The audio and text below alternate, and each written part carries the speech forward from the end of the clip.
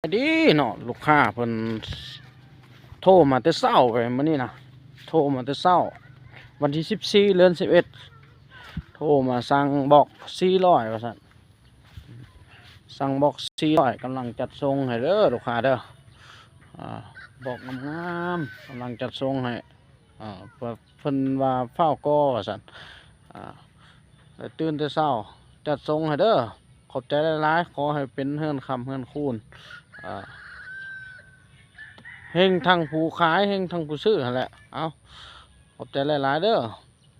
แล้วก็ขอโทษทางผู้ใดที่ว่าโทรมาบอกว่าถามว่าบ็อก15นะมีหรือบ่ว่าซั่นเอาว่ายังเด้อเพราะว่าก็อีกบ่ดนเพราะว่าเฮ็ดบอกน้อยนี่ก่อนมันเว้าเรื่องงบพี่น้องเอ้ยเอาขอบใจหลายๆลูกค้า